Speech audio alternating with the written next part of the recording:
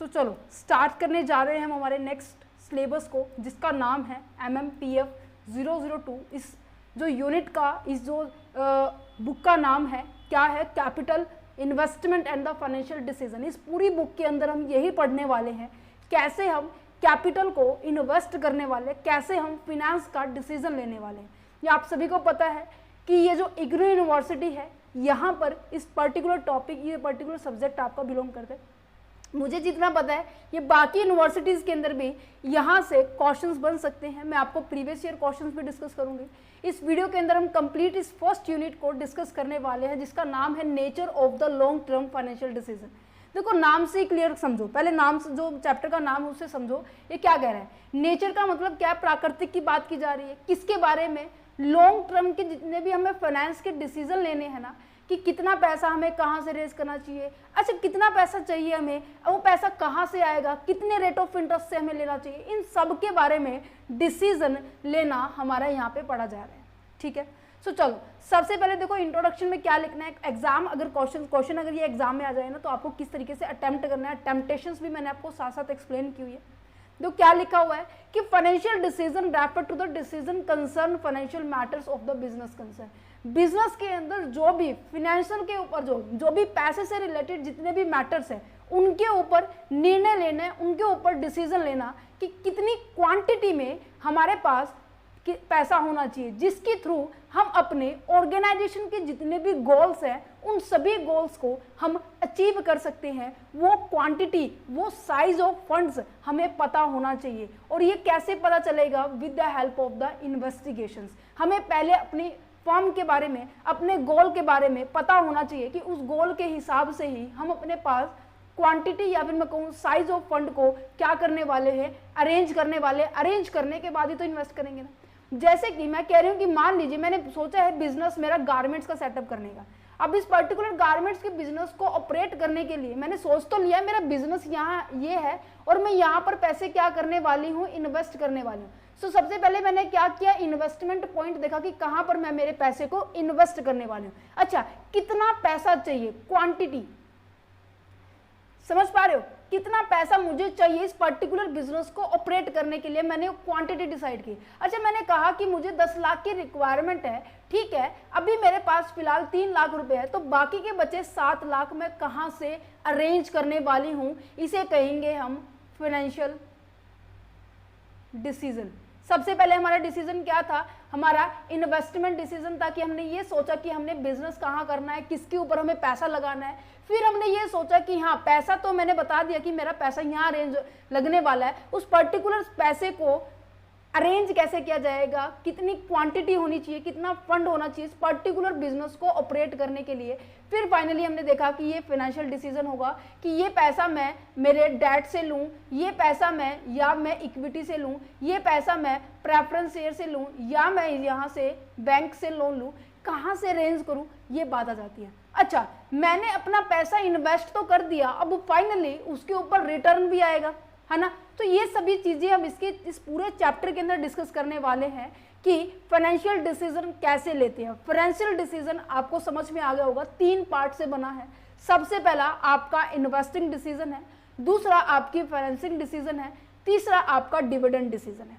Clear है, चलो पढ़ लेते हैं क्या कह रहे हैं। ये कहते हैं quantity and the size of the funds to be invested to be enable a firm to accomplish its goal. अपने गोल को पूरा करने के लिए क्या चाहिए होगा, एक फर्म को डिसाइड करना होगा कि मेरे पास कितनी क्वांटिटी, कितनी साइज में फंड होना चाहिए। जैसे कि kind of assets to be required, किस तरह की आपकी एसेट्स होंगी, ठीक है। पैटर्न ऑफ द कैपिटलाइजेशन, कहाँ से आप कैपिटल को अरेंज करने वाले हैं। ये सिचुएशन नहीं आनी चाहिए, कैसी, ना तो ओवर की सिचुएशन आनी चाहिए, ना ही आपकी अंडर की सिचुएशन आनी चाहिए। अच्छा pattern of the distribution of the firm, आपकी जो फर्म है कैसी है, आप लॉन्ग टर्म प्रोस्पेक्टिव्स की ओर जा रहे हैं या फिर आप शॉर्ट टर्म की प्रोस्पेक्टिव्स की ओर सोच रहे हैं, ये आपको पहले क्लियरली डिफाइन करना होगा। Income and the other similar matter are including in the financial decision. चलो कुछ एक फ्यू पॉइंट्स है जो कि जब भी हम फाइनेंशियल डिसीजन की बात करते हैं ना, तो इस डिसीजन लेने से पहले ना एक मैनेजर के माइंड में ये तीनों के तीनों पॉइंट होने चाहिए। जैसे कि जो एक फाइनेंशियल डिसीजन सबसे पहली बात कौन लेता है, मुझे बताइए। ऑब्वियस ही बात है, फाइनेंस मैनेजर लेगा। जिसको ये जिम्मा सौंपा गया है वही पर्सन क्या करने वाला है, इसके ऊपर डिसीजन लेने वाला है। और क्या ये डिसीजन अकेला व्यक्ति ले लेगा? नहीं ना, ये हमेशा अपने जितने भी सहयोगी पार्टीज होते हैं, जितने भी आपके अदर कलीग्स जिसे हम कहेंगे, उन सभी पर्सन के साथ सहयोग के साथ वो क्या करने वाले, इस पर्टिकुलर मैटर के ऊपर डिसीजन लेने वाले।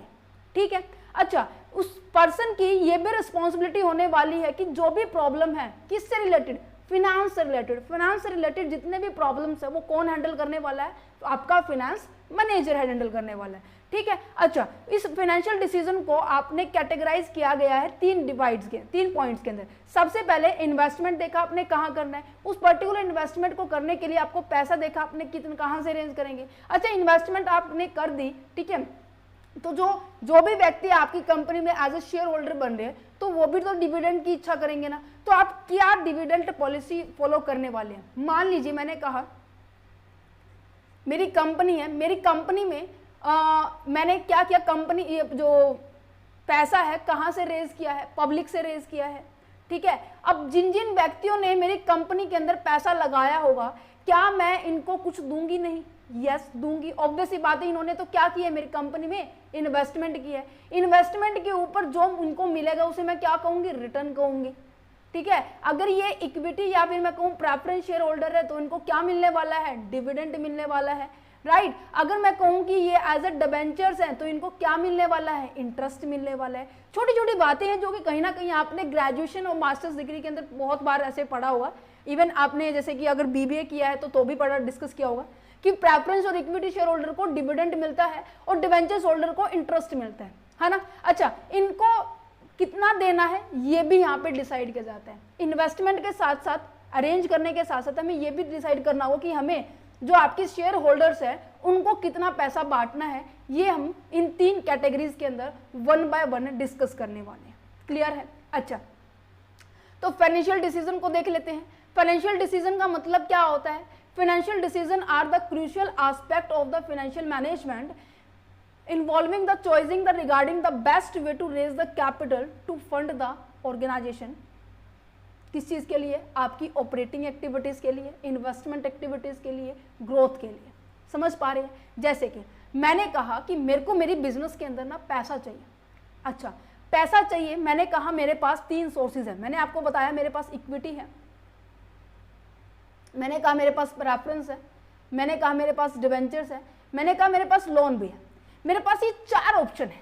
4 ऑप्शन में से मैं कौन सा ऑप्शन ऐसे सेलेक्ट करूं जिससे मेरी कॉस्ट क्या है, कम से कम आए, जिससे मेरा रिस्क है वो कम से कम हो, जिसके अगर मेरे पास रिस्क कम होगा तो ऑब्वियस सी बात है जो मेरे ऊपर प्रेशर होने वाला है वो भी क्या होना चाहिए, कम होना चाहिए।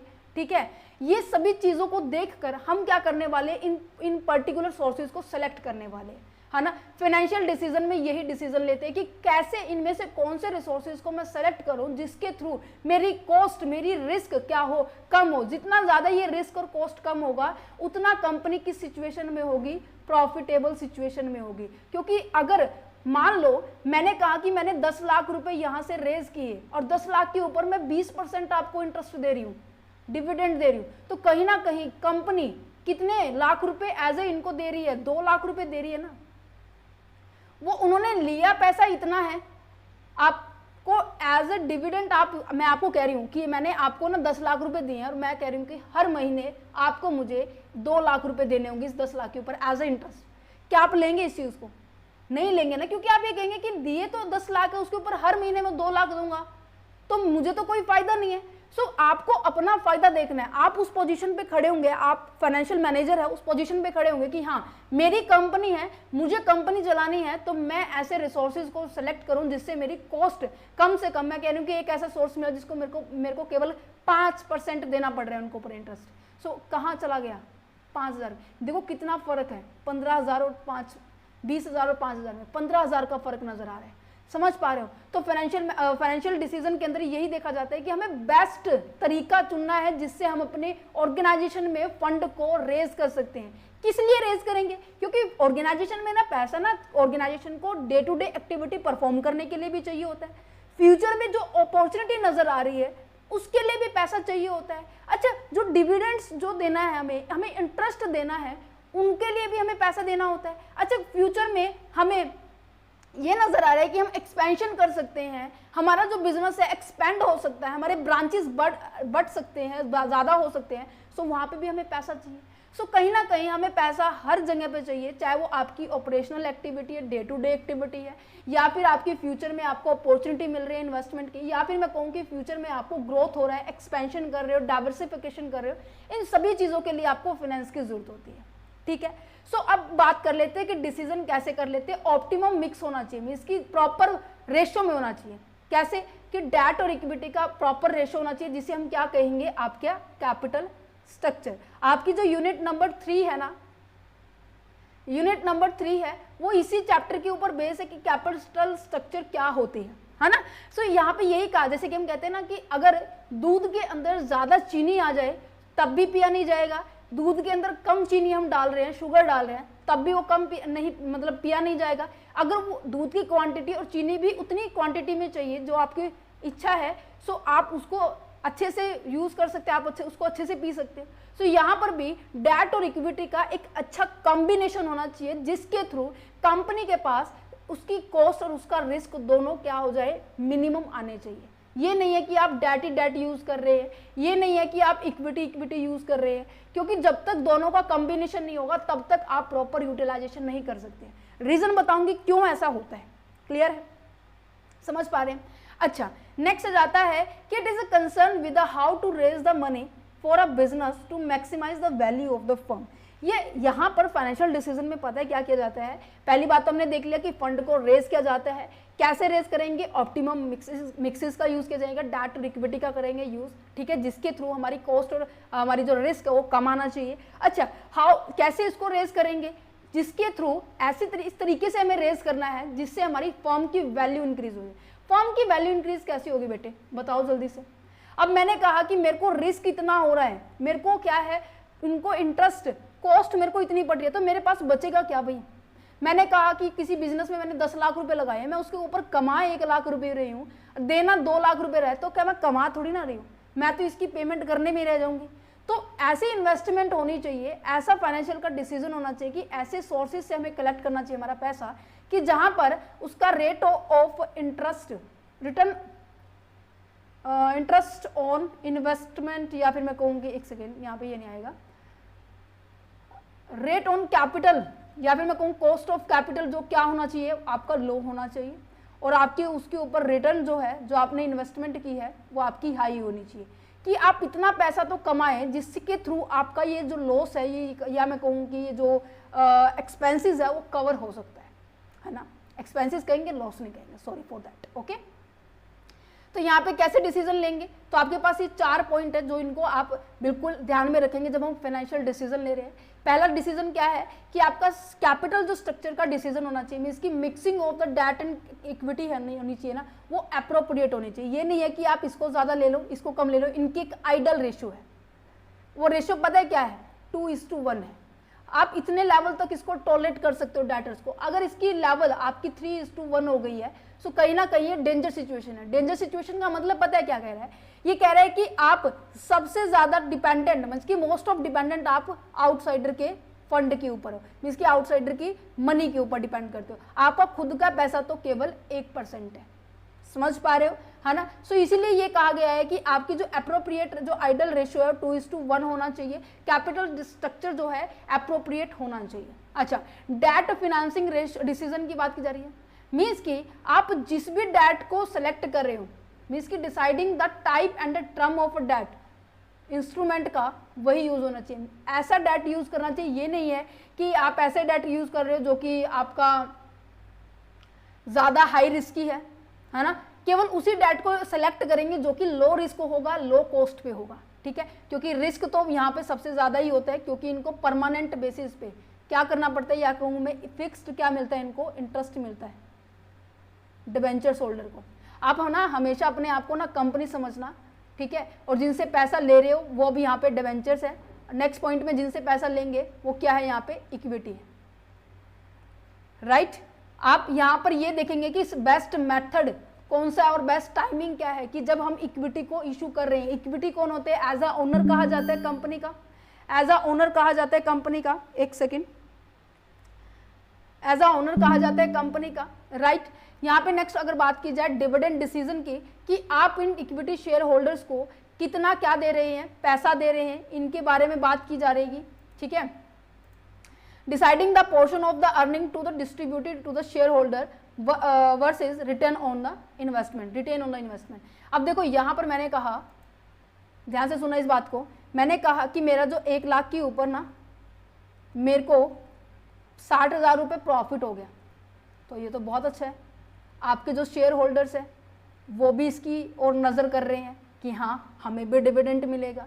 अच्छा, जो फर्म है वो ये सोच रही है फ्यूचर में हमें क्या मिलने वाली है, अपॉर्चुनिटी मिलने वाली है, फ्यूचर में हमें ये पता है कि हमें पैसों की बहुत ज़्यादा ज़रूरत है, हमें अपने बिजनेस के लेवल को एक्सटेंड करना है, सो हमें पैसों की ज़रूरत है। बिजनेस इस प्रॉफिट की ओर नज़र डाल रही है, दोनों की नज़र इस प्रॉफिट के ऊपर है। सो फर्म के अंदर ये इस तरीके से होना चाहिए कि डिविडेंड का भी डिसीजन हो जाए और कंपनी भी क्या कर सके, इस पैसे को रिटेन कर सके, इस तरीके का रेशियो होना चाहिए। मीन्स कि 60,000 में से कुछ पैसा आप डिविडेंड के लिए डिक्लेयर कर दो, कुछ पैसा आप कंपनी अपने लिए रख ले कि फ्यूचर में जो भी अपॉर्चुनिटी आपके पास आने वाली है उसको आप इजीली टैकल कर सकते हैं, ठीक है। सो यहाँ पे ये लिखा हुआ है डिविडेंड डिसीजन ऐसा होना चाहिए कि आप अपनी अर्निंग का हिस्सा जो है आप शेयर होल्डर को डिस्ट्रीब्यूट कर रहे हो और कुछ पैसा आप अपने पास इन्वेस्टमेंट कर रहे हो। इस तरीके से आप फाइनेंस का डिसीजन लेने वाले हैं, क्योंकि क्या पता भाई फ्यूचर में आप बाहर से पैसा ना रेज करके अपने ही कमाए हुए पैसे को यूज कर सकते हो, तो कहीं ना कहीं हम आउटसाइडर फंड के ऊपर डिपेंड नहीं होंगे, है ना। सो इसे कहेंगे हम फाइनेंशियल डिसीजन, ठीक है जी। अब पैसा रेज कर लिया, अब फाइनली बात आ जाती है अब इसको इन्वेस्ट कहाँ करें, इन्वेस्ट कहाँ करें, जो आपने आपका बिजनेस सोचा है। दैट मीन्स अब मैंने कहा कि मैंने गारमेंट्स की जो इंडस्ट्री है मेरे को वो ओपन करनी है। अच्छा, गारमेंट्स की इंडस्ट्री तो ओपन करनी है, मुझे लैंड खरीदनी पड़ेगी, मुझे बिल्डिंग खरीदनी पड़ेगी, मुझे पर्टिकुलर गारमेंट्स को प्रोड्यूस करने के लिए प्लांट एंड मशीनरी खरीदना पड़ेगा। मीन्स कि ये सभी की सभी जो फिक्स एसेट्स हैं उनके ऊपर पैसा इन्वेस्ट करना पड़ेगा, राइट। इन्हीं के ऊपर पैसा इन्वेस्ट करना पड़ेगा, समझ पा रहे हो। अच्छा, the most important financial decision is concern with determine the total amount of assets to be hold in the firm.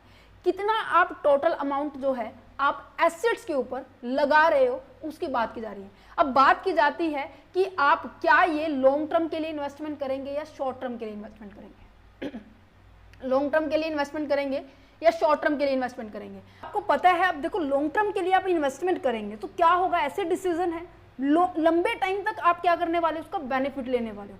आज आपने कोई इन्वेस्टमेंट की है, उसका लंबे टाइम तक आपको क्या मिलने वाला है, रिटर्न मिलने वाला है, उसे कहेंगे हम लॉन्ग टर्म इन्वेस्टमेंट, जिसे हम कहीं ना कहीं कैपिटल बजटिंग भी कहते हैं। मीन्स कि ऐसा बजट बनाते हैं जो कि हमारे लंबे टाइम के लिए हम उसको यूज करने वाले हैं।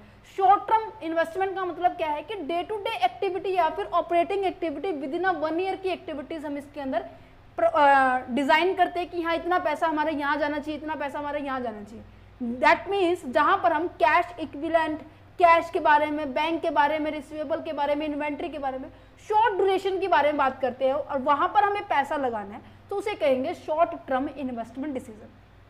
क्लियर है। अब फर्म में have a number of the profitable investment proposal. अब देखो फर्म के पास ना, अब देखो मैंने कहा कि ना आपके पास ना काफी सारे ऑप्शन होंगे। देखो यहाँ पे मैं आपको बता रही हूँ, आपके पास पैसे हैं 10,000 रुपये, छोटा सा एग्जाम्पल लेते हैं, ठीक है। आपके पास 3 ऑप्शन है, ठीक है। एक से रिटर्न मिल रहा है 9,000 रुपये, वो भी 3 साल के लिए, 3 साल के बाद मिलेगा 9,000 रुपये, ठीक है। 10,000 के ऊपर और मीन्स कि 19,000 बन के मिलेंगे।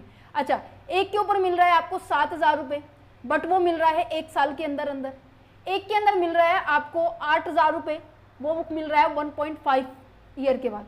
सो आपको यहाँ पर सबसे बेस्ट कौन से प्लान के अंदर आपको पैसा इन्वेस्ट करना है। अब आपके पास है ही 10,000 रुपये बचे, ठीक है। अब आपके पास जो स्केयर रिसोर्सेज है, इन रिसोर्सेज का आप कैसे यूटिलाइज करेंगे। आपके पास काफी सारे प्रॉफिटेबल इन्वेस्टमेंट प्रपोजल है, इनमें से आपको कोई एक आपको सेलेक्ट करना होगा, एक आपको सेलेक्ट करना होगा। क्यों? क्योंकि आपके पास, मैंने कहा कि आपके पास स्कैरिसिटी ऑफ द फंड्स है, प्योसिटी ऑफ द फंड्स है। दैट मीन्स आपके पास फंड की कमी है, जिसके कारण जो मैनेजर है उसको बहुत सतर्क तरीके से उनमें से केवल एक प्रॉफिटेबल इन्वेस्टमेंट को क्या करना पड़ेगा, सेलेक्ट करना है। आगे बताऊंगी कैसे हम कैलकुलेट करेंगे। Investment decision involve the evaluation of the, आप देखो मैं इनमें से कोई एक सेलेक्ट करने वाली हूँ, राइट। और मैं कैसे सेलेक्ट करूंगी इसमें से, ऑब्वियस सी बात है मैं इनको इवैल्यूएट करूंगी कि किसकी कॉस्ट ज़्यादा रही, किसका टाइम ड्यूरेशन ज़्यादा है, टाइम ज़्यादा है, रिटर्न भी हमें कम दे रहा है, तो हम उसको ऑब्वियस सी बात है सेलेक्ट नहीं करेंगे, है ना। टाइम कम है, हम उसे ही ज़्यादा और ज़्यादा रिटर्न दे रहा है, हम उसे सेलेक्ट करेंगे, राइट। सो हम यहाँ पे इवेल्युएट करते हैं हमारे पास जितने भी पोटेंशियल प्रोजेक्ट है, जितने भी हमारे पास इन्वेस्टमेंट्स है, और साथ में ये भी देखेंगे कि हाँ कितना हमें एक्सपेक्टेड रिटर्न मिल रहा है और कितना हम उसके ऊपर रिस्क को टॉलरेट कर सकते हैं, राइट। समझ पा रहे हैं, मीन्स कि टोटली डिपेंड होता है आपके पैसे के ऊपर कि आपके पास पैसा है कितना, उस पैसे के हम कितना हम रिस्क कवर कर सकते हैं, ठीक है। ये है आपकी इन्वेस्टमेंट डिसीजन, ये मीन्स कि जो आपको पैसा अरेंज हुआ है अब फाइनली उसको आपने इन्वेस्ट कर दिया। अच्छा, फिर आ जाते हैं कंपनीज के अंदर जो आप डिविडेंड की डिसीजन लेते हैं। डिविडेंड डिसीजन का मतलब क्या होता है कि आपने जो प्रॉफिट कमाया है, जो आपके ये आपने पता है, आपको पता है जैसे कि ये इनकम स्टेटमेंट बनती है, सेल्स माइनस के वेरिएबल कॉस्ट, फिर इसमें से कंट्रीब्यूशन बच जाता है, ठीक है। कंट्रीब्यूशन के बाद हम फिक्स कॉस्ट को माइनस कर देते हैं, देन उसके बाद EBIT बच जाता है। ये दोनों कॉस्ट पता है कैसी होती है, आपकी ऑपरेटिंग कॉस्ट होती है, कि ऐसी कॉस्ट, ये आपने लीवरेज वाले चैप्टर के अंदर भी बहुत अच्छे से डिस्कस किया होगा, आपको इवन आपको पता होगा, नहीं पता तो फिर भी मैंने आपके ऊपर इसके ऊपर भी वीडियो बना रखी है, ठीक है। अब जब ये EBIT आ गया है, अब आ जाते हैं फाइनेंशियल कॉस्ट को कम रिडक्ट करने का, जैसे कि हो गया इंटरेस्ट हो गया, ठीक है। अब इसमें से क्या बच जाएगा, EBT बच जाएगा, अर्निंग बिफोर टैक्स बच जाएगा, इसमें से मैंने टैक्स भी माइनस कर दिया, ABT बच जाएगा, सॉरी ABT नहीं, EAT बचेगा आपका, earning after tax. Then finally हम डिविडेंड देंगे किसको, अपने प्रेफरेंस शेयर होल्डर्स को। देन फिर इसके बाद ऐसा अमाउंट बच जाएगा, इनकम ऐसी बच जाएगी जो फाइनली किसके लिए बच रही है, ये आपके इक्विटी शेयर होल्डर्स के लिए बच रही है, राइट। अब देखो इंटरेस्ट मैंने किसके ऊपर दिया, डिबेंचर्स होल्डर्स के ऊपर दिया, डिविडेंड हमने किसके ऊपर दिया, प्रेफरेंस के ऊपर दिया, और जो फाइनल लास्ट में जो इनकम बचेगा ना वो आपके इक्विटी शेयर होल्डर्स के लिए। अब यहाँ पर डिपेंड करता है कि जो ये इनकम बच रही है ना, इस इनकम में से क्या सारा का सारा पैसा हम एज ए डिविडेंड बांट दें, या फिर इसमें से कुछ हिस्सा हम बचा कर रखें, रिटेन करके रखें, इसके बारे में अब ये डिसीजन लेने वाले हैं, ठीक है, ठीक है। क्योंकि आप सभी को पता है कि जो इक्विटी के ऊपर कोई फिक्स रेट ऑफ रिटर्न नहीं होता, फिक्स रेट ऑफ डिविडेंड हमें पेमेंट नहीं करनी होती है, प्रेफरेंस के ऊपर और डिबेंचर्स को हमें फिक्स रेट ऑफ पेमेंट हमें करनी पड़ती है, बट डिबेंचर्स को तो हमें इंटरेस्ट देना पड़ता है ना, डिविडेंड किसको देना पड़ता है, प्रेफरेंस शेयर होल्डर को और आपके इक्विटी शेयर होल्डर को, ठीक है। अब यहाँ पे देखो क्या लिखा हुआ है, dividend is a part of the business income, business की जो भी इनकम होती है उसी का हिस्सा होता है, ठीक है, जो कि हम क्या करते हैं शेयर होल्डर्स के बीच में डिस्ट्रीब्यूट कर देते हैं। Dividend can be paid in the form of, dividend किसी भी फॉर्म में जा सकता है, जरूरी नहीं है कि आप उसको कैश की फॉर्म में दें, जरूरी नहीं है उसको आप उसको शेयर्स की फॉर्म में दें, आप किसी भी फॉर्म में दे सकते हैं, शेयर, सिक्योरिटी एंड कैश में, ठीक है। Dividend is given to the share holder as a return on the investment in the company, जो पैसा उन्होंने कंपनी में लगाया है आप उसके ऊपर उनको क्या दे रहे हो, रिटर्न दे रहे हो, और उस रिटर्न का नाम क्या है, डिविडेंड है। समझ पा रहे हो, समझ पा रहे हो। अगर कंपनी उनको रेगुलर बेसिस पे डिविडेंड नहीं देगी सो ऑब्वियस ही बात है फ्यूचर में वो क्या नहीं होंगे, आपके शेयर होल्डर्स नहीं होने वाले। अच्छा, dividend is paid as a equity as well as a preference shareholder, अभी मैंने आपको बताया। और बट यहाँ पे लिखा हुआ जो fix rate of the dividend किसको मिलता है, प्रेफरेंस शेयर होल्डर को मिलता है, बट इक्विटी वालों को किसी भी तरह का फिक्स रेट ऑफ डिविडेंड नहीं मिलता है। अच्छा, ये part of the profit which is retain, जो पैसा हमने बचाया है उसे क्या कहेंगे, रिटेन अर्निंग कहेंगे।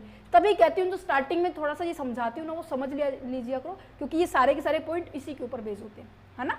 अच्छा, डिविडेंड अगर मैंने कहा कि मान लीजिए जो मेरे पास 10,000 रुपये हैं, ठीक है, एज ए इनकम बची है, उसमें से मैंने कहा कि 6,000 रुपये मैंने एज ए डिविडेंड दे दिया, तो 4,000 रुपये मेरे पास रिटेन अर्निंग के बचे, मीन्स की बकाया हुआ पैसा बचा, ठीक है।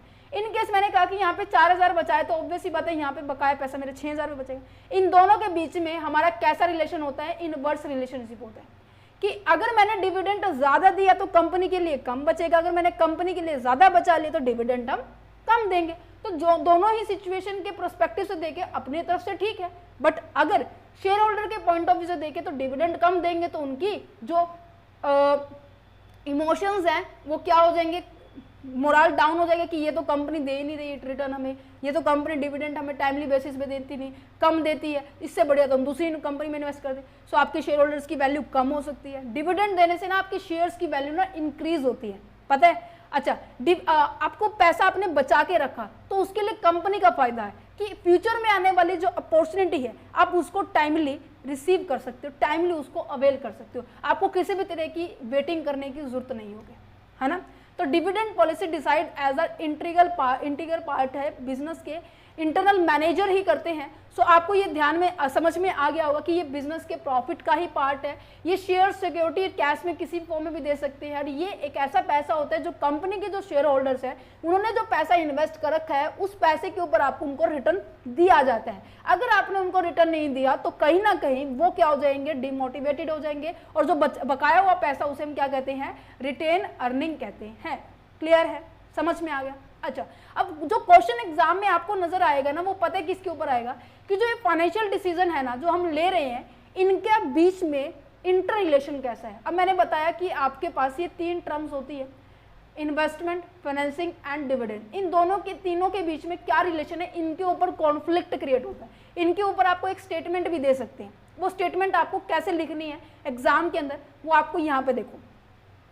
अब देखो मैं आपको एक सिचुएशन दे रही हूँ, आपको पहले एक कंसेप्ट समझाने की कोशिश करती हूँ। आपको एक एग्जाम्पल मैंने आप सभी स्टूडेंट्स के लिए तैयार किया है, ध्यान से सुनना।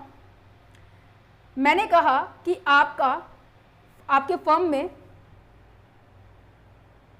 ये आपकी फर्म है,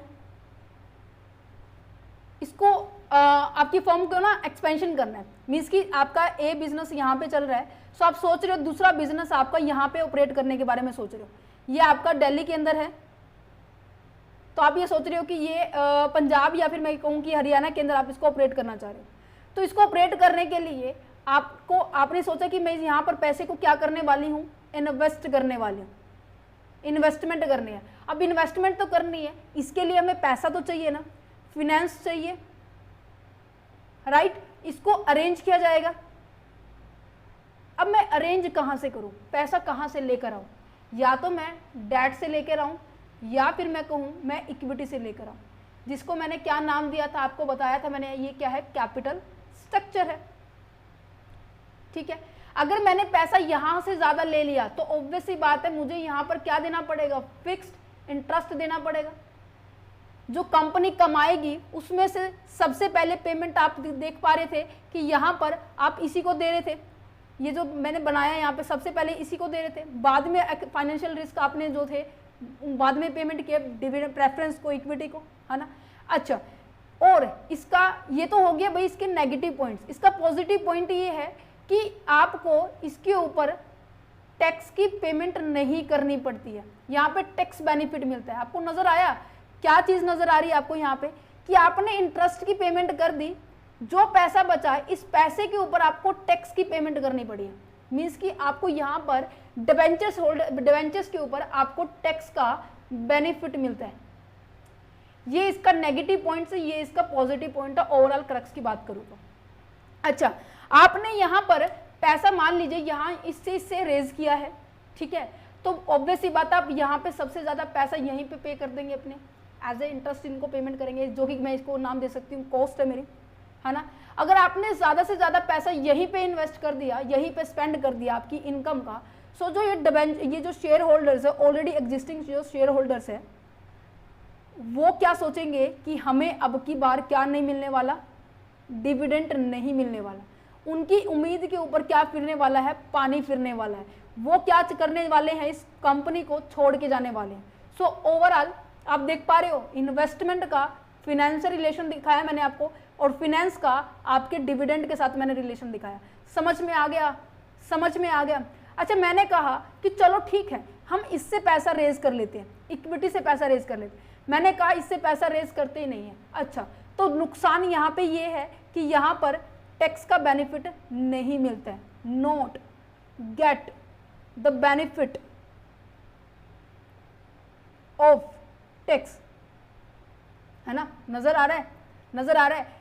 इक्विटी वालों को सबसे आखिरी में पेमेंट किया, तो टैक्स तो हमने पहले ही दे दिया ना, टैक्स तो हमने पहले ही दे दिया ना, है ना।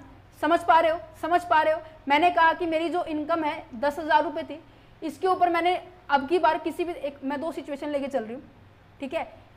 मैंने डिबेंचर इशू किए थे और उसके ऊपर मेरा 3,000 रुपये क्या बन रहा है, इंटरेस्ट बन रहा है। एक तरफ मैंने नहीं इशू किए, ठीक है, तो यहाँ पे मेरी इनकम कितनी हो गई है 7,000, यहाँ पे मेरी इनकम पूरी 10,000 है। मैंने कहा कि जो टैक्स है वो क्या है 10% है। 10% दैट मीन्स 700 रुपये मुझे यहाँ पे करने पड़े, तो मेरे पास 6,300 यहाँ बच गए। यहाँ पे भी मुझे 10% देने पड़ेंगे, तो यहाँ पे 1,000 हो गया, यहाँ पे 9,000 बच गए। तो नजर देख पा रहे हो कि मुझे गवर्नमेंट को यहाँ पे केवल 700 रुपये पे करने पड़ रहे हैं, बट यहाँ पर मुझे कितने रुपए पे करने पड़ रहे हैं 1,000 रुपये। दैट्स अ रीजन कि इक्विटी जब हम यूज करते हैं तो वहां पे हमें टैक्स का बेनिफिट नहीं मिलता है। क्लियर है? अच्छा, बट यहाँ पर कहीं ना कहीं इनके लिए डिविडेंड जरूर बच जाएगा, इनके लिए डिविडेंड जरूर बच जाएगा। तो कहीं ना कहीं अगर मैं कहूं कि अगर मैं सारा का सारा डिविडेंड मैंने बांट दिया, तो फ्यूचर में जो आने वाली अपॉर्चुनिटी है उसके लिए आप रेडी नहीं होंगे, उसके लिए फिर आपको बाहर से पैसा क्या करना पड़ेगा, रेज करना पड़ेगा। सो आप कुछ पैसा रख भी सकते हो, या फिर मैं कहूँ कि मैंने कहा कि पूरा 100% मैंने डिविडेंड नहीं दिया, मैंने सारा का सारा परसेंट रख लिया।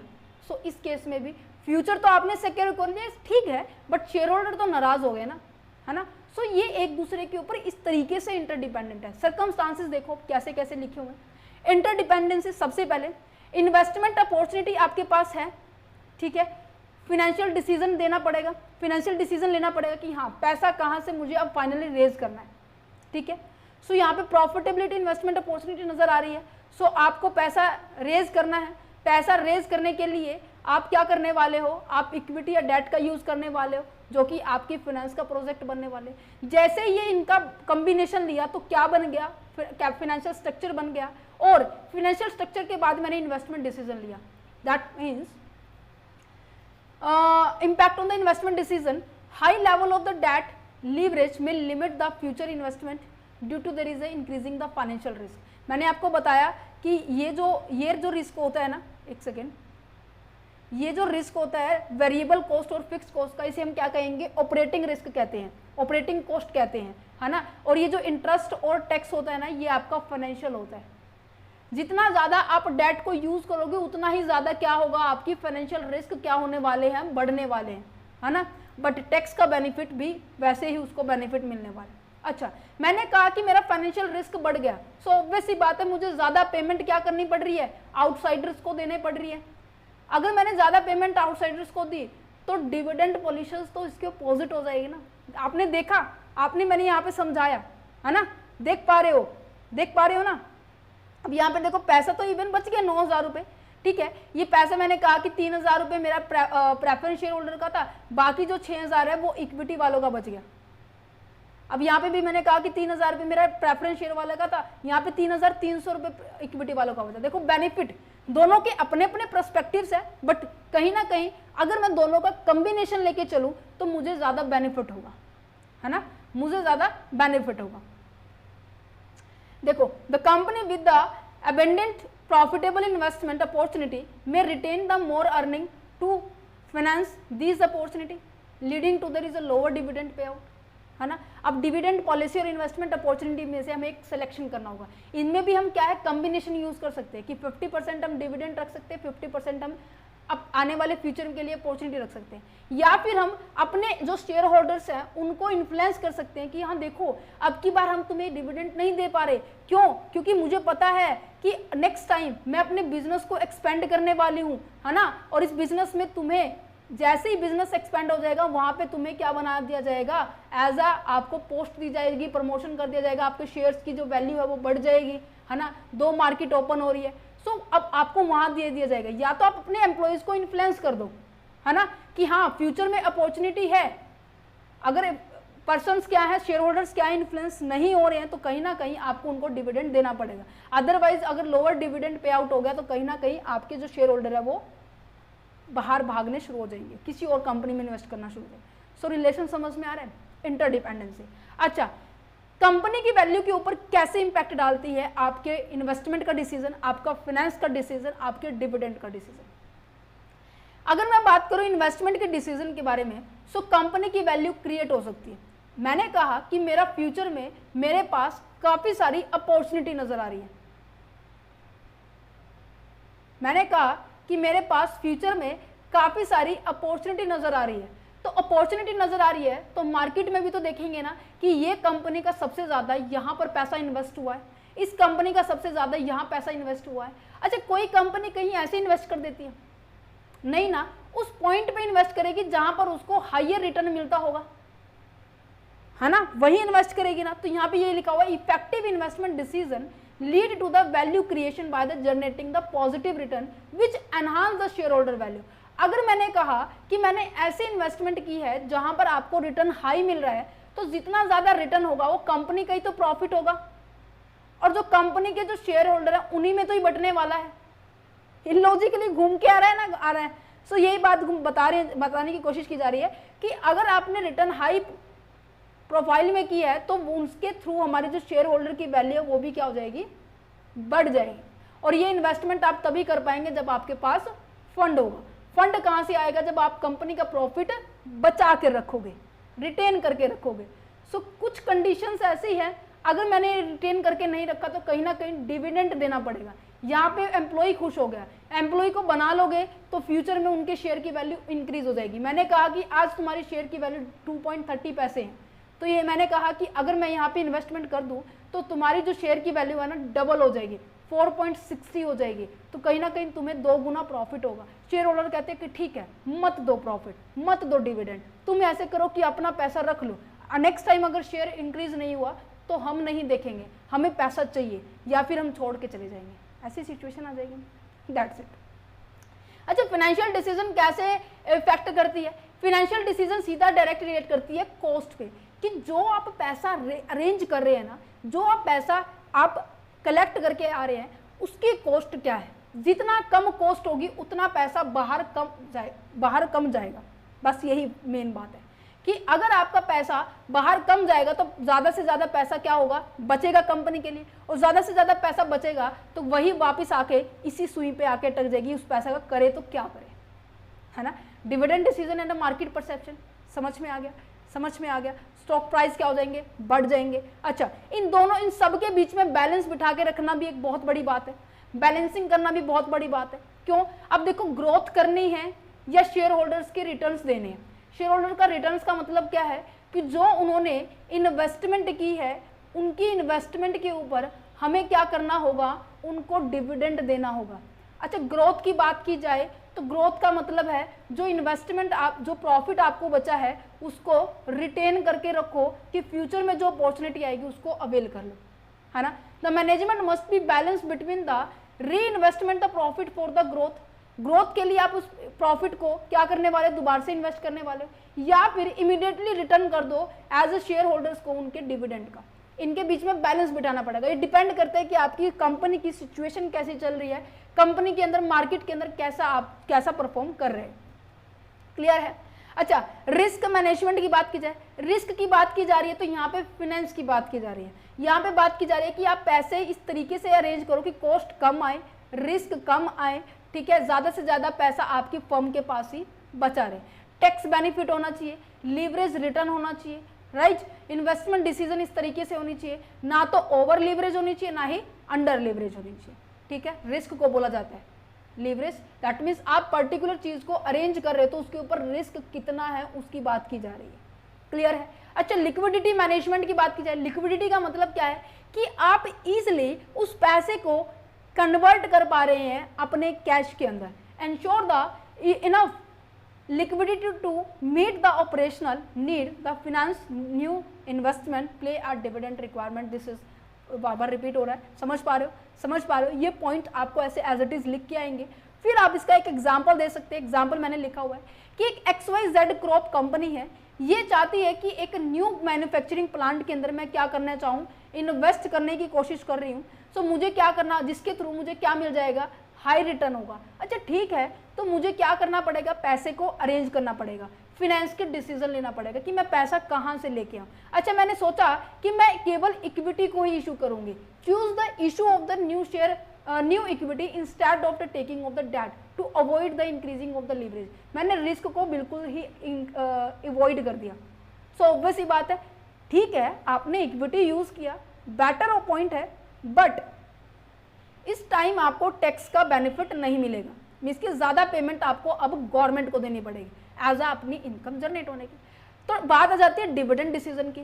फिर डिसाइड हुआ to retain the more income. उन्होंने देखा कि हाँ नेक्स्ट टाइम फिर हम एक न्यू प्लांट के अंदर इन्वेस्ट करने वाले हैं। सो कंपनी ने कहा कि अब की बार हम पैसा अपने पास ही रखेंगे, मुझे नेक्स्ट टाइम इशू करने की जरूरत ही नहीं है। सो रिजल्ट क्या होगा, temporary reducing in the dividend pay out. आपका जो डिविडेंड पे आउट रेशो थी वो क्या हो जाएगी, गिर जाएगी। इस सिनेरियो के अंदर क्या आपको नजर आ रहा है, एक दूसरे इम्पैक्ट डाल रहा है कि इन्वेस्टमेंट जो डिसीजन थी वो कहीं ना कहीं आपकी रेज कर रही है कैपिटल, इन्फ्लुएंस कर रही है फाइनेंसिंग के डिसीजन को। फिर आपने देखा कि ऑप्ट किया आपने इक्विटी को ओवर द डेट, जो कि इफेक्ट कर रहा है आपकी फाइनेंशियल स्ट्रक्चर को, आपकी कैपिटल स्ट्रक्चर को। अगर आप डेट और इक्विटी का दोनों का कॉम्बिनेशन लेके चलते हैं तो कहीं ना कहीं आपकी सिचुएशन बेटर होती एज कंपेयर टू दिस, है ना। फिर आ जाती है कि आप अपने पैसे को रिटेन करके रख रहे हैं तो वो इफेक्ट डाल रही है आपके डिविडेंड के पॉलिसीज के ऊपर, समझ रहे हो। सो ये आपको आपके इंटर रिलेशनशिप ऐसे करके आप इसको शो करके दिखाएंगे। क्लियर है, उम्मीद करेंगे कि ये पॉइंट आपको समझ में आ गया होगा, राइट। चलिए अब हम अपने नेक्स्ट पॉइंट की ओर बढ़ते हैं। नेक्स्ट पॉइंट क्या कहता है कि प्रॉफिट मैक्सिमाइजेशन और वेल्थ मैक्सिमाइजेशन, इसके ऊपर भी बहुत बार आपको क्वेश्चन देखने को मिलेगा। ये आपको पीडीएफ इस तरीके से डिजाइन की गई है कि आपके एग्जाम के पॉइंट ऑफ व्यू से आपकी ये हेल्पफुल रहे। आपको देखने को मिलेगा कि आपकी जो लास्ट ईयर के 3 से 4 साल के जो पेपर है ना, वहां से क्वेश्चन इस पीडीएफ में पूरा कवर प्रेजेंटेशन आपको देखने को मिली। तो दैट्स द रीजन ये पीडीएफ आप एक्सेस भी कर सकते हैं। ₹9 इसके लिए चार्ज किया गया है। अगर आप लेना चाहते हैं तो डिस्क्रिप्शन बॉक्स में WhatsApp number, email ID given है, तो ₹9 आपका इस पीडीएफ का चार्ज रहने वाला है। ठीक है, आप टीम के साथ कॉन्टेक्ट कर सकते हैं अगर आप ये चाहिए। ठीक है, चलो तो प्रॉफिट मैक्सिमाइजेशन का कंसेप्ट समझते हैं। प्रॉफिट मैक्सिमाइजेशन का मतलब है कि ऐसी कंपनी है जो केवल किसकी ओर भाग रही है, वो केवल देख रही है कि हाँ प्रॉफिट होना चाहिए, कैसे ही हो जाए, प्रॉफिट होना चाहिए, कैसे ही हो जाए। इसके साथ ज्यादा से ज्यादा फोकस किसके ऊपर किया है, इसने प्रॉफिट के ऊपर किया है। Maximise the firm profit.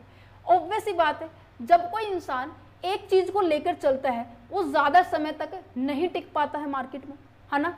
उसको सोसाइटी को भी देखना होगा, उसको अपने शेयर होल्डर्स को भी देखना होगा, उसको अपने कस्टमर्स को भी देखना होगा, उसको सब चीज देखनी होगी। बट ये कंपनी कह रही है कि मैं प्रॉफिट देखूंगी।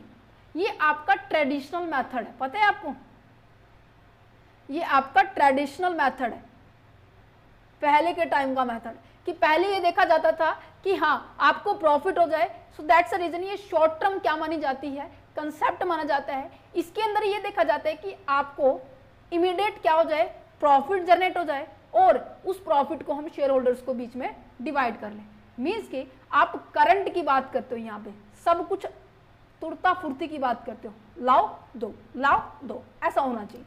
Immediate gain and increasing the current share holders returns, जो आपके करंट शेयर होल्डर्स है ना उनके बारे में बात कर रहे हैं। फ्यूचर के बारे में कोई बात नहीं कही, कहीं ना कहीं इसकी डीमेरिट्स आ रही है ना। अच्छा, यहाँ पर देखो पॉइंट से कुछ आपको ध्यान रखने होंगे कि सेलेक्ट द प्रॉफिटेबिलिटी एक्टिविटी। इसने कहा कि केवल उन्हीं एक्टिविटीज को आप सेलेक्ट करेंगे जिनसे आपको प्रॉफिट होता हो, उन्हीं एक्टिविटीज को आप सेलेक्ट करेंगे जिनसे आपको क्या जनरेट हो रहा है, इनकम जनरेट हो रही है। जिनसे आपको इनकम जनरेट हो रही है उसको हटा दो, अवॉइड करो उसको। केवल उन्हीं एक्टिविटीज को आप एक्सेस कर पाएंगे जिनसे प्रॉफिट जनरेट हो रहा है, दैट्स इट, प्रॉफिटेबिलिटी एक्टिविटीज को। सो कहीं ना कहीं आप अपने रिसोर्सेज का बेटर यूज कर पा रहे हैं। कहीं ना कहीं आप ये कह रहे हैं कि मैं केवल अपने रिसोर्सेज का वही यूज करूंगा जहां पे मुझे रिटर्न अच्छा मिलता हो, है ना। सो हम क्या ये पॉइंट लिख सकते हैं, effective allocation and the utilisation of the resources. हमारे पास जो स्केयर में रिसोर्सेज है उनका हम अच्छे तरीके से यूज कर पा रहे हैं, हम अपने प्रॉफिट को इजी वे से मेजर कर पा रहे हैं। वो तभी तो कर पा रहे हैं कि हाँ प्रॉफिट होगा, क्यों होगा, क्योंकि हमने अपने रिसोर्सेज का यूज किया और उन्हें एक्टिविटीज के ऊपर लगाया, उन अपॉर्चुनिटी के ऊपर हमने अपना पैसा लगाया जहां से हमें प्रॉफिट जनरेट हो रहा है। तो best measurement of the profit का एक टूल माना जाता है प्रॉफिट मैक्सिमाइजेशन कंसेप्ट। क्लियर है। अच्छा, मैंने कहा कि डे बाय डे, या फिर मैं कहूं कि मंथ बाय मंथ, या फिर मैं कहूं कि क्वार्टर बाय क्वार्टर, या फिर मैं कहूं half yearly by half yearly, means कि एक पर्टिकुलर ड्यूरेशन के बाद आपको ये पता है कि हमारा जो प्रॉफिट है 1 लाख से 10 लाख से 2 लाख से बढ़ रहा है। सो कहीं ना कहीं जो इसके अंदर जो काम करने वाले एम्प्लॉइज हैं वो क्या होंगे, मोटिवेटेड होंगे। क्यों? क्योंकि उनके शेयर्स की वैल्यू, उनको रिटर्न ज़्यादा मिल रहा है। सो यहाँ पर जो सोर्स ऑफ इंसेंटिव्स या फिर मैं सोर्स ऑफ डेडिकेशन का भी पॉइंट मानूंगी, है ना, कि profit act as a motivator. Profit देखो देखो ह्यूमन बीइंग है, ह्यूमन बीइंग क्या है, आपको अगर पैसा ज़्यादा दिया जा रहा है तो आप ज़्यादा मोटिवेटेड हो जाएंगे, है ना। तो यहाँ पे इन्हीं बात को देखा जा रहा है कि which help the business organisation become the more efficiently through the hard work. आपके हार्ड वर्क से आप क्या कर पा रहे हैं, अच्छा परफॉर्म करवा पा रहे हैं, ठीक है। This concept focus on the maximise the absolute amount the profit. ये कंसेप्ट यहाँ पे फोकस करता है कि आप अपने प्रॉफिट को मैक्सिमाइज कर रहे हैं with the help of the efficient operations, cost management and revenue enhancement strategy के साथ साथ, ठीक है। और अब मेरे को ये पता है कि फ्यूचर में इन केस मेरे पास एकदम से सडनली कुछ आ जाए, अनसर्टेनिटी आ जाए, तो क्या आप उसको इजीली हैंडल कर सकते हो? यस, क्योंकि आपको पता है कि मैं केवल उन्हीं एक्टिविटीज में परफॉर्म कर पा रहा हूँ, उन्हीं एक्टिविटीज में इन्वेस्ट कर रही हूँ। तो कहीं ना कहीं मेरे पास फ्यूचर में के लिए प्रॉफिट थोड़ा बहुत होगा मेरे पास, कि हाँ इन केस मेरे पास एकदम से कुछ भी सडनली कुछ क्रिएट हो जाए, या फिर मैं कहूँ कि सडनली कुछ ऐसा इवेंट आ जाए जिसके कारण मैं उस मार्केट में थोड़ा सा मुझे परेशानी फेस करनी पड़ रही है, ठीक है, कंपटीशन आ जाए, ठीक है, मंदी आ जाए, तो मैं वहाँ पे सस्टेन कर सकती हूँ। सो दैट्स अ रीजन कि प्रॉफिट मैक्सिमाइजेशन यहाँ पे भी हेल्प करता है कि आप फ्यूचर के अंदर आप अपने आप को मेंटेन करके रख सकते हैं। जो चेंज आता है ना टाइम टू टाइम, उसके अंदर आप अपने आप को स्टेबल करके रख सकते हैं, क्योंकि आपके पास पैसा है, ठीक है। समझ में आ रहा है? समझ में आ रहा है, आपको प्रॉफिट है। सो यहाँ पे ये एक्टिविटी आपको समझ में आ गई होगी, ठीक है। सो चलो अब नेक्स्ट पॉइंट पे बढ़ते हैं, इसके क्रिटिसाइज्ड के ऊपर। मीन्स के कुछ एक, अब देखो हर एक चीज के दो पहलू होते हैं, हर सिक्के के दो पहलू होते हैं, पॉजिटिव भी होते हैं, नेगेटिव भी होते हैं, ठीक है। अब यहाँ पर मैंने कहा प्रॉफिट देखता है, प्रॉफिट के ऊपर बात करता है। अरे प्रॉफिट का मतलब क्या है ये भी तो पता होना चाहिए ना। प्रॉफिट का मतलब ही नहीं पता हुआ तो क्या आप ये बता पाएंगे कि हाँ हम इस तरीके से पढ़ा रहे हैं? क्योंकि हर एक डिपार्टमेंट, हर एक ऑर्गेनाइजेशन का प्रॉफिट का मतलब अलग अलग। मान लीजिए कोई मान रहा है कि हमारा शॉर्ट टर्म प्रॉफिट है, कोई मान रहा है हमारा लॉन्ग टर्म प्रॉफिट, कोई मान रहा है कि हमारा बिफोर टैक्स की बात कर रहा है, कोई कह रहा है कि हमारा आफ्टर टैक्स है, कोई कह रहा है टोटल प्रॉफिट है, कोई कह रहा है रेट ऑफ प्रॉफिट। मीन्स की प्रॉफिट की जो डेफिनेशन है वो क्लियरली नहीं दिखाई दे रही है, ये वैग्यू है, ठीक है, एम्बिगियस है, मीन्स की अनक्लियर है। प्रॉफिट के बारे में, ये जो प्रॉफिट टर्म है उसके बारे में प्रॉपरली एक्सप्लेन नहीं किया गया कि आप कौन से प्रॉफिट को मान रहे हैं, है ना। नेक्स्ट आ जाता है ignore the time value of money. Means कि जैसे जैसे टाइम बढ़ता जा रहा है ना, पैसे की वैल्यू घटती जा रही है, उसको टोटली इग्नोर किया गया है।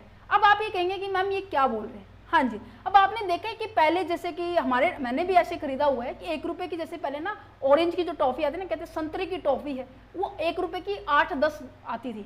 अब आजकल तो 2 रुपए की एक ही आती है। अब आप देख पा रहे हैं 1 रुपए की 8-10 बोल रही हूँ मैं, अब आजकल 2 रुपए की केवल एक ही टॉफी आती है। सो देखो कितना आपकी क्वांटिटी कम हो गई है, रेट बढ़ गए हैं, आपकी प्राइस की वैल्यू क्या हो रही है, कम होती जा रही है। जो चीज पहले 5 रुपए की मिलती थी, आज वही चीज आपकी 10 रुपए की मिल रही है।